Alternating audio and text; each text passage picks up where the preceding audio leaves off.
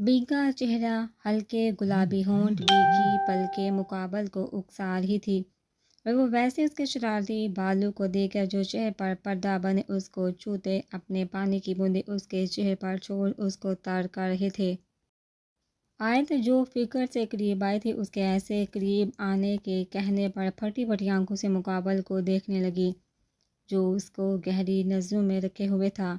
आयत उसकी गहरी सर्द नज़रें अपने वजूद के आर पार जाती देख दिल को धड़कने पर मजबूर कर गई।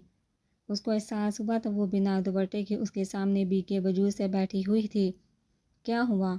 उसको टस से मस न होते देख बोला तो आयत की शाह रग एकदम से सहमे बच्चे की तरह तनी। वो घबराती वैसे ही थोड़ा सा खिसकते आगे हुई और करीब और वैसे ही बैठ से टेक लगाए बोला तो आयत ने काली से आंखें मजीद बड़ी की। वो बिल्कुल भी नहीं चाहती थी कि बुरहान को ये फील हो कि वो अभी भी माजी के खौफ में मुब्तला है। वो उसके मजीद करीब आने का सुन बिना कुछ कहे वैसे ही थोड़ा सा और आगे हुई। वैसे थोड़ा सा मजीद करीब होने पर पूरी तरह मुकाबल के नज़दीक आई थी।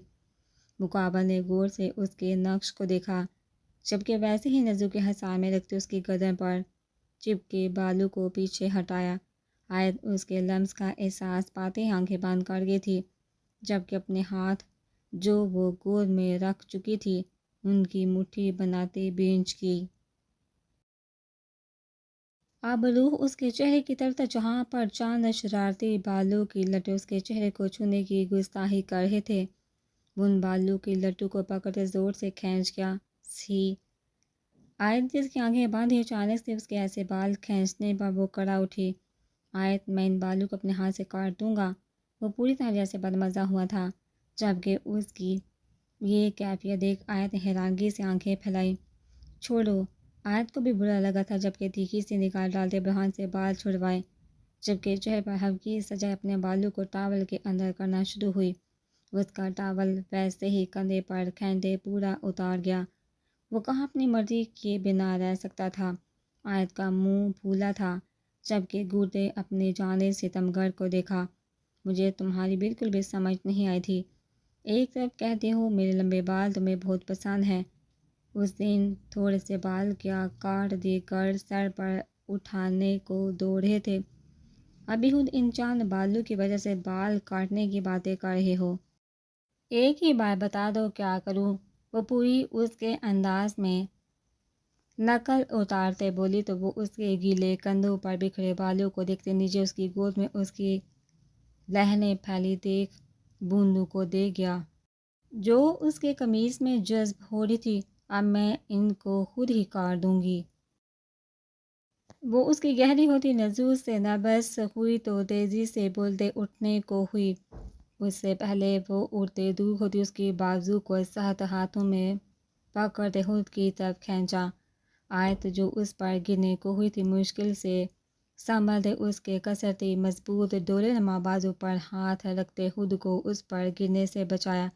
ये सच है मुझे तुम्हारे घने रेशमी बाल बहुत खूबसूरत लगते हैं लेकिन सिर्फ ये तुम्हारी पीछे मोर की तरह फैले अच्छे लगते हैं। कंधे पर आते ही कोई मसला नहीं, जब ये तुम्हारे चेहरे को छूते हैं तो आग लग जाती है।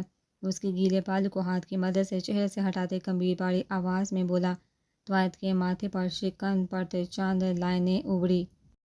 जानती हूँ ऐसे क्यों? वो अब के उसके चेहरे पर छाई सर्द मेहंदी देख सरहद से दराज कर गया क्योंकि जब मैं बुरहान शाह तुम्हारे चेहरे को पूरे हक लिए कभी छू नहीं पाया तो इनकी हिम्मत कैसे कि मुझसे पूछे बिना तुम्हारे चेहरे का तवाफ करते साथ छूने की गुस्ताखी करें।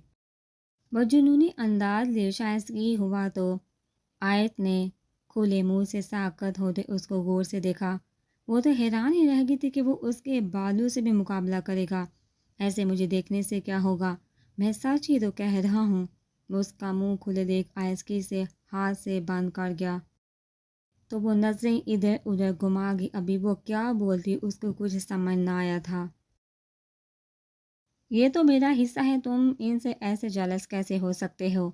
वो कुछ देर सोचती सर बढ़ते धीरे से बोली जानता हूँ तुम्हारा ये एक हिस्सा है, मैंने कब मना किया, लेकिन ये बिल्कुल भी चेहरे पर नहीं आ सकते, ना ही तुम्हें छू सकते हैं। वो मोहब्बत से پاس ہوتا اس کے ہونٹوں کو گہری نظروں میں رکھتے ساتھ ہی کنارے سے چھوتے گمبھیر ہوا۔ آیت کی دھڑکن جیسے تیز ہوئی تھی، پل بھر کے لیے وہ اپنی سانسیں ڈو گئی۔ اتنا جنونی ہونا اچھا نہیں۔ وہ خود کی نروس ختم کرنے کے لیے موضوع کی طرف مڑی۔ ابھی میں پورا جنونی کہاں ہوا ہوں؟ ابھی تو صرف آیت یہ چاہتے ہیں۔ سوچ لو اس جنونی پاگل کے ساتھ ساری عمر تمہیں رہنا ہوگا۔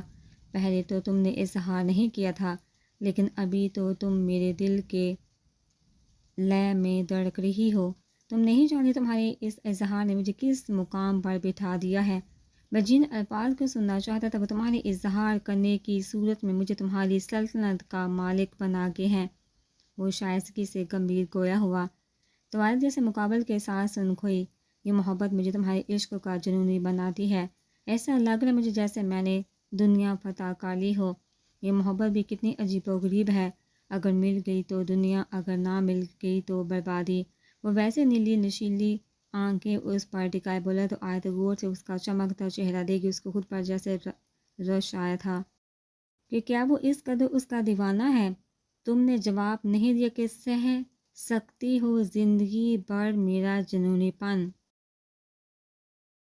وہ آگے اس کی صحرائی دار گردن میں ناز سے ہاتھ ڈالتے اس کو جھٹکا دیتے خود کے بے حد قریب کر گیا۔ تم مجھے ڈرا رہے ہو؟ آیت اس کا یہ جنونی پن سن تھوڑا سا گھبرائی۔ وہ چاہتی تھی وہ ایک نمبر کا ضدی ہے، ساتھ میں جب غصہ آتا ہے تو بھول جاتا ہے کہ سامنے جان سے پیاری زندگی کھڑی ہے۔ اس کی سانسوں کی تپش چہرے پر محسوس کرتی، اندر تک لرزی تھی۔ مجھ میں کہاں اتنی ہمت کہ تمہیں ڈرا سکوں؟ میں تو پوچھ رہا ہوں بہت مان سے، کیا برداشت کر پاؤ گی میرا؟ میں نہیں چاہتی تم کیا کہہ رہی ہو صرف اتنا جان لو، میرا یہ دل تمہارا محتاج ہے۔ آگے آنے والی زندگی میں کیا ہوگا کیا نہیں وہ اللہ پاک پر چھوڑ دیا ہے۔ ہاں یہ ضرور پر حق سے کہہ سکتی ہوں کہ چاہے کچھ بھی ہو جائے میں کبھی بھی تم سے دور نہیں جاؤں گی، کبھی بھی نہیں۔ وہ پوری طرح اس کی آنکھوں میں دیکھ بولی، مقابل کے ڈمپل یہ سن ہلکے سے مسکرائے، ہسپتال والا وعدہ پورا کرو۔ وہ ویسے اس کو دیکھتے گویا ہوا تو آج جو پہلے اس کے گردن پر موجود ہاتھ سے لڑتے کرنٹ برداشت کر رہی تھی، اس کے ایسے ہسپتال والے وعدے پر گھبرائی۔ وہ آنکھیں بند کرتا اس کے سامنے گال کر گیا۔ آیت اس کو ایسے دیکھ الجھی تھی، جبکہ دل نے کہا جلدی سے کر دے اور کام فارغ کر، کیوں بار بار ایسے لال ہو رہی ہے؟ آیت دل کی سنتے تھوڑا سا آگے ہوئی تو بہان جو پہلے گال کو یہ انتظار کر رہا تھا اس کو دیکھنے کے لیے کہ وہ کیا کر رہی ہے، چہرہ بالکل سامنے کر گیا۔ آیت جو گال پر کس کرنے لگی تھی اچانک سے اس کے ایسے سیدھا ہونے پر اس کے لبوں کے بالکل سامنے آتے رکی۔ وہ نیلی آنکھیں چمکتی سانسوں کی ڈور باندھ گیا۔ دل نے جیسے کہا تھا کہ جو ہونے لگا ہے ہونے دو۔ آیت جو پیچھے ہٹنے لگی تھی بہان نے گردن پر سختی سے دباؤ دیتے اس کو ویسے ہی قریب جھکایا۔ آیت کا دل جیسے اچھل کر باہر آنے کو تیار ہوا۔ وہ مقابل کو خود کے ہونٹوں پر لذیذ جمائے دیکھ دھڑکتے دل سے آنکھیں بند کر کے وہ بالکل بھی بہان کو اس لمحے میں بدمزہ نہیں کرنا چاہتی تھی۔ وہ جانتی تھی کہ اس کو اپنے اس رشتے کو ماضی کی تلخ یادوں سے نکل آگے بڑھنا ہے۔ بہان جو آیت کو ویسے خود کے بے حد قریب کر گیا تھا، اس کی سانسوں کی آہٹ تیز ہوتی اچھے سے سن مدہوش ہوا۔ دونوں کے درمیان جیسے فاصلے ختم ہونے کو آئے تھے۔ آیت سہان کی آواز سن آیت ایک دم سے ہوش میں آئی، جبکہ بہان جس نے گردن میں ہاتھ ڈالا ہوا تھا فوراً سے چھوڑ گیا۔ آیت جو بھاگنے لگی تھی، بہان نے دبوچنے والے انداز میں اس کا ہاتھ دبوچا۔ بالکل بھی کہیں نہیں جانے دوں گا۔ یہ سب لوگوں نے جو مجھ پر ظلم کرنا شروع کیا ہے نا، اس کا بدلہ ضرور لوں گا۔ بہان کا غصے سے برا حال ہوا، جو کرنا ہوا کر لینا۔ سہان یہی آ رہا ہے، پلیز ابھی جانے دو، آیت منمنائی۔ کیا چاہتے ہیں وہ مجھے ایسے دیکھے؟ آیت جس کو اچانک سے اپنے دوپٹے کا خیال آیا تو التجائیہ کہتے خاموش ہوئی۔ تبھی مقابل نے ہاتھ چھوڑا تھا۔ آیت اس کے انداز پر دل سے مسکرائی اور تیزی سے بھاگتے واپس سے واش روم میں گھسی۔ آیت جس کی حالت مقابل کے ایسے اتنے قریب آتے ہونٹوں کو ہلکے سے چھونے پر ہی خراب ہو گئی تھی، واش کے ڈور کے ساتھ لگے وہ لال ہوتی خود سے شرمانا شروع ہوئی۔ وہ تھوڑا سا چلتے شیشے کے سامنے ہوئے اور دھڑکتے دل سے خود کے لال ٹماٹر کی طرح چمکتے دیکھ خود سے شرماتے اپنا چہرہ اپنے ہی دونوں ہاتھوں میں چھپا گئی۔ آؤ آؤ تم لوگوں کا ہی تو کمرہ ہے۔ برہان سہان اور عماد کو ایک ساتھ آتے دیکھتا رضیہ بولا ہاں ہاں ہاں، بہت ہی کوئی فنی جوک نہیں تھا۔ سہان اس کی حالت سے محظوظ ہوتے شرارت سے بولا تو عماد نے اپنے دانت دکھائے، ویسے یہ آیت کہاں ہے؟ مجھے تو لگتا تھا تمہارے پاس ہوگی۔ سہان جو برہان کے قریب کے دوسرے سر پر آتے ہی گلا تھا، نظریں پورے روم میں متلاشی دہراتے مقابل کو دیکھا جو اس کی آیت پوچھنے پر ہی گاڑ چکا تھا۔ تمہیں کیا کام ہے مجھے بتا۔ وہ بنا دیر کیے کام پوچھ گیا۔ مجھے کام اس سے ہے تو میں اس کو ہی بتاؤں گا، تمہیں کیوں بتاؤں؟ سہان جانتا تھا برہان کو کتنی جالسی ہوتی ہے، اس لیے ایسے اس کا مزہ لینے کے لیے وہ بولا۔ امان نے مشکل سے اپنی ہنسی کنٹرول کی تھی۔ آیت جو واش روم میں کھڑی تھی، ڈور کے ساتھ لگے ہی کان لگا دے سننا چاہا کہ کیا باتیں ہو رہی ہیں۔ میرے خیال سے آج تم لوگوں کو یہاں سے اپنے اپنے کمروں میں شفٹ ہو جانا چاہیے۔ برہان نے آج سوچ لیا تھا کہ ان کو یہاں سے نکالے گا۔ کیوں؟ عماد فوراً سے بولا تھا جبکہ برہان نے صدمے سے اس کو دیکھا۔ ایان اور زر بھی روم میں داخل ہوئے تھے اور سیدھے چلتے صوفے پر براجمان ہوئے۔ میرا مطلب ابھی تمہیں ہماری ضرورت ہے۔ عماد اس کو ایسے ساکت ہوتے دیکھ جلدی سے گویا تو سہان نے اپنا کہا مشکل سے روکا۔ مجھے تم لوگوں کی نہیں، میرے بھائی میری بیوی کے ٹائم کی ضرورت ہے، رحم کرو مجھ پر۔ وہ بھی کہاں کچھ چھپانے والا تھا۔ ہاں ہاں ہاں۔ برہان کی بات سن سبھی کی زندگی سے بھرپور کہہ کے گونجے۔ جیسے مرضی ہو، اب تمہیں کچھ دن مزید ہمیں برداشت کرنا ہوگا۔ سہان نے اپنی جگہ سے اٹھتے بولا تو برہان نے کھا جانے والا منہ بنائے زر بھی مسکراتے کھڑا ہوا تھا۔ وہ آج سہان کے ساتھ بڑی حویلی جانے والا تھا۔ ویسے میرے خیال سے تم میری جان کے ڈرائیور ہی بہتر ہو۔ برہان نے بھی اس دن والی بات درمیان میں لاتے اچھالی تو عماد ایان جہاں تھا کہ زر کا زور سے کہہ کر نکلا۔ آیت جو واش روم میں کھڑی تھی ان لوگوں کی منحوس باتیں سن منہ پر ہاتھ رکھتے ہنسی کو دبا گئی۔ بیٹا کچھ دن انتظار کرو، شہزادی اگر اپنی کرنے پر آ گئی تو تمہیں ایسے ایسے چنے چبوائے گی کہ تمہارے اچھے اچھے یاد رکھیں گے۔ سہان نے بھی اچھے سے جواب دیا تو برہان کے ڈمپل گہرے ہوئے، جیسے وہ یہ سن اچھے سے محظوظ ہوا تھا۔ چنے تو تب چبوائے گی جب تم لوگ مجھے اکیلا چھوڑو گے۔ رحم کرو مجھ پر، اور مجھے تم لوگوں سے زیادہ میری بیوی کے ساتھ کی ضرورت ہے۔ اب تم لوگوں کو واپس چلے جانا چاہیے۔ برہان بھی جیسے پورا فارم میں آیا تھا جبکہ واش روم میں کھڑی آیت مقابل کے ایسے بولنے پر شرم سے لال ہوئی اور پوری طرح حیران تھی کہ کیسے برہان صاحب کے سامنے لگا ہوا ہے۔ اچھا بھی تو مجھے یہاں اکیلا چھوڑ سکتے ہو نا؟ وہ سپار سا ہلکے سے چیخا تو سبھی اپنی جگہوں سے اٹھے کھڑے وہ وعدہ کہیں ابھی ہمیں باتیں سنانا شروع نہ کر دے۔ تمہارا کچھ نہیں ہو سکتا۔ اتنا جنونی مت بن۔ سہان جو آہٹ پر تھا ڈور بند کرنے سے پہلے ہانگ لگائی تو برہان کی نیلی آنکھیں خوشی سے چمکی۔ جیسے ہی وہ گئے روم میں خاموشی چھا گئی۔ آیت جو ڈور کے ساتھ لگی ہوئی تھی اپنے گیلے بالوں کو اٹھاتے جوڑا بناتے ان کو قید کر گئی۔ ہلکے سے ڈور کھولے، وہ تیزی سے بھاگتے ڈریسنگ ٹیبل کے پاس پڑی چیئر سے اپنا دوپٹہ اٹھاتے سر پر اوڑھ گئی۔ برہان نے گہری نظر سے اس کو دیکھا تھا۔ آیت یہاں آنا۔ وہ ویسے شائستگی لہجہ لیے بولا تو آیت جو جانے لگی تھی چٹکی سے نگاہ مقابل کے آر پار گزاری۔ اس بار تو نہیں آنے والی، وہ صاف انکاری لہجے میں بولی تو مقابل کے ماتھے پر شکن پڑی۔ تم آ رہی ہو یا میں ہوں داؤں؟ وہ دو ٹوک ہوا تو آیت جو روم کا ڈور کھولے باہر جانے لگی تھی مقابل کے الفاظ اس پر چہرہ دیکھے حیرانگی سے منہ لٹکا گئی۔ جلگے گھورتے تیزی سے قدم اٹھاتے مقابل کے سامنے آتی کھڑی ہوئی۔ ایسے مجھ سے بات کے بنا کیوں جا رہی تھی؟ وہ اس کی طرف ہاتھ بڑھاتے ساتھ ہی سرد سے پوچھ گیا تو آیت نے پہلے اس کے ہاتھ کو پھر چہرے کو تکا جبکہ آرام سے نازک ملائم سے ہاتھ اس کے ہاتھ پر رکھا۔ تم ابھی سب سے کیسے باتیں کر رہے تھے؟ کیا سوچیں گے وہ سب؟ آیت جو برہان کے بالکل سامنے بیٹھ چکی تھی ہلکی سے منہ پھلائے بولی تھی۔ برہان نے محبت سے اس کا ہاتھ اپنے لبوں سے لگایا۔ آیت مقابل اتنے سے عمل پر پوری طرح لرزی تو ان لوگوں کو پھر اسے عقل ہونی چاہیے۔ وہ اس کی حالت سے انجوائے کرتے مصنوعی بولا، وہ سر میں آئی کم ان۔ اس سے پہلے آیت کچھ بولتے ہاشم کی آواز سے برہان کی طرف دیکھا جب وہ محبت سے اس کا چھوٹا سا نازک ہاتھ چھوتے گویا وہ تو آیت اس کے اچانک سے جانے قبول سن حیرت سے آنکھیں پھیلا گئی۔ ابھی تو تم نے مجھے اپنے قریب بلایا تھا، اس کی آواز سن جانے کا بول رہی ہو؟ ایسی اتنی مہربانی اس کے لیے کیوں؟ وہ بھی تیزی سے چگی نگاہ ڈالتے ہلکی سی آواز میں گڑائے تو برہان نے غور سے اس کے چہرے پر پڑکتی جالسی نوٹ کی وہ میرے کہنے پر آیا ہے، مجھے بالکل بھی اچھا نہیں لگے گا اگر وہ انتظار کرے گا۔ فرحان نے ویسے اس کے گالوں کو ہلکے سے کھینچا تو وہ مقابل کے ہاتھوں سے سختی محسوس کرتی آنکھیں بند کر گئی۔ اگر یہاں پر سہان ہوتا تو کیا؟ آیت جاؤ، یہ بحث ہم بعد میں کریں گے۔ وہ ایک دم سے سنجیدہ ہوا تو آیت لب بینچ کی۔ بھائی صاحب یہاں اکیلے بیٹھے کیا سوچ رہے ہیں؟ اکرام جو لان میں آئے تھے سلطان شاہ کو گہری سوچ میں مبتلا دیکھ پاس والے چیبہ براجمان ہوتے پوچھے، کیا سوچنا ہے اکرام؟ یہی سوچ رہا ہوں کہ ابھی کیسے برہان کو یہاں میرپور سے باہر کروں۔ چھوٹے شاہ کے ساتھ جو یہاں کچھ ہوا میں نہیں چاہتا کہ وہ دوبارہ سے کوئی دہرائے۔ وقار شیرازی لوگوں کے ساتھ برہان ایک دو بار الجھ چکا ہے، اس کے جان کے دشمن بھی بن سکتے ہیں۔ سلطان شاہ نے کھل کر پریشانی آیا کہ تو اکرام بھی سوچ میں پڑے، تو پھر کیا سوچا آپ نے؟